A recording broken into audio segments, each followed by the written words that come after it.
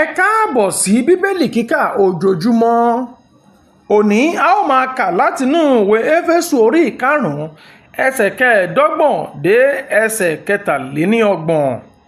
Ẹ̀yin ọkọ, ẹ fẹ́ràn àwọn aya yín gẹ́gẹ́ bí Kristi fẹ́ràn ìjọ tí ó sì fi ara rẹ̀ fún un kí òun kí ó lè sọ ọ́ di mímọ́ lẹ́yìn tí a ti fi ọ̀rọ̀ wẹ̀ ẹ́ mọ́ nínú agbada omi kí òun kí ó lè mú un wá sọ́dọ̀ ara rẹ̀ bí ìjọ tí ó ní ògo, ní àìní àbàwọ́n tàbí àléébù kan tàbí irú nǹkan báwọn nì, ṣùgbọ́n kí ó jẹ́ mímọ́ àti aláìní àbùkù.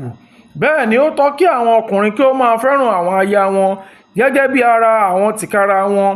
Ẹni tí ó bá fẹ́ràn aya rẹ̀, ó fẹ́ràn òun tìkára rẹ̀, nítorí kò sí ẹnìkan tí ó kórìíra ara rẹ̀ bí kò ṣe kí ó máa bọ́ ọ́ kí ó sì máa ṣìkẹ́ rẹ̀ gẹ́gẹ́ bí Kristi ń ṣe sí ìjọ, nítorí pé àwa ní ẹ̀yà ara rẹ̀ àti ti ẹran ara rẹ̀ àti ti egungun ara rẹ̀. Nítorí èyí ni ọkùnrin yóò ṣe fi bàbá àti ìyá rẹ̀ sílẹ̀, òun ó sì dàpọ̀ mọ́ aya rẹ̀, àwọn méjèèjì á sì di ara kan. Àṣírí ńlá ni èyí, ṣùgbọ́n èmi ń sọ nípa ti Kristi àti ti ìjọ. Ṣùgbọ́n kí olúkúlùkù yín kí ó fẹ́ràn aya rẹ̀ gẹ́gẹ́ bí òun tìkára rẹ̀, kí aya kí ó sì bẹ̀rù ọkọ rẹ̀. Kí Olúwa kí ó bùkún kíkà àti gbígbọ́ ọ̀rọ̀ rẹ̀.